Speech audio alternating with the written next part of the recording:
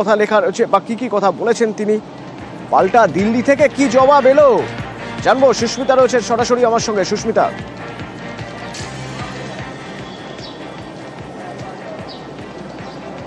দেখো, গতকাল জগন্নাথ মন্দির উদ্বোধনকে ঘিরে যেমন একদিকে টানটান উত্তেজনা ছিল, তার পাশাপাশি শেষ বেলায় গিয়ে রাজনৈতিক পারদ চড়েছে দিলীপ ঘোষের সঙ্গে মুখ্যমন্ত্রী মমতা বন্দ্যোপাধ্যায়ের পাশাপাশি বসে ছবিকে ঘিরে, কিংবা দীঘায় জগন্নাথ মন্দির উদ্বোধনে দিলীপ ঘোষের উপস্থিতিকে কেন্দ্র করে।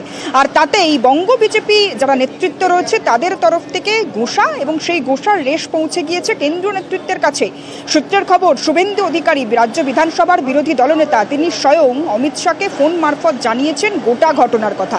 শুধু তাই নয়, দিলীপ ঘোষ গতকাল যে মন্তব্য করেছেন সেই সকল মন্তব্যই বিস্তারিত জানানো হয়েছে কেন্দ্রীয় নেতৃত্বকে।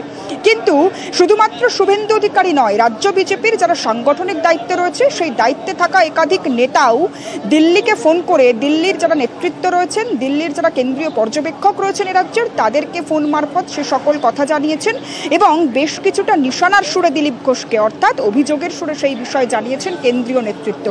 কিন্তু কেন্দ্রীয় নেতৃত্ব এখনই সে বিষয়ে আমল দিতে নারাজ।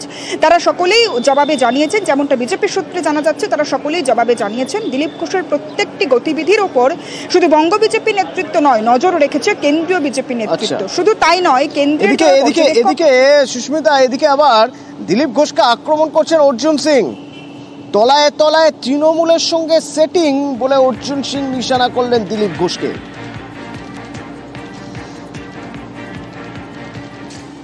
আপনারা হাইলাইট করছেন, এটা আমরা অনেক দিন ধরে জানি। যখন উনি এমএলএ ছিলেন আর তখন থেকে আমরা দেখতাম বিধানসভা মনস্টিজ্ঞা হয়তো বলতো, বক্তব্য রাখতো।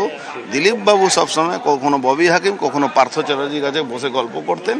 এটা বিজেপি সব কর্মীরা জানতো। আজকে কর্মীরা বহিঃপ্রকাশ করে উনি কবে দলকে দাঁড় করালেন, দলকে মোদিজি দাঁড় করিয়েছেন, দলকে অমিত শাহ দাঁড় করে, উনি আবার কবে দাঁড় করালেন? তো আমরা জানতাম উনি দল বিরোধী কাজ, উনি মমতা ব্যানার্জির সঙ্গে তলা আন্ডারস্ট্যান্ডিং রাখেন, নাহলে মমতা ব্যানার্জি হঠাৎ উনাকে ডাকবে কেন? এটা তো বোঝা ব্যাপার আছে।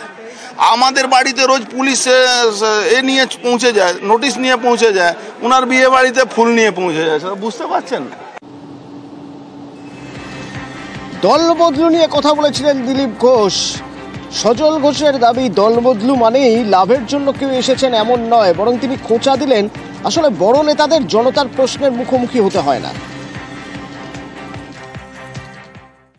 দিলীপদার ব্যাপারে বড় বড় নেতারা বলবে, আমাদের মতন ছোট ছোট লোকেদের হচ্ছে সবচেয়ে জ্বালা। ছোটরা দোষ করে যখন, তখন তাদের শাস্তি হয়ে যায়, আর বড়রা দোষ করে যখন, তখন আমাদের সেই বড়দেরকে ডিফেন্ড করতে হয়। এটা বড় জ্বালা। বড় নেতাদের তো রাস্তায় কেউ প্রশ্ন করে না, ওনারা চায়ের দোকানে আড্ডা মারেন না, পাড়ায় বসেন না, মানুষের সাথে কথা বলেন কম।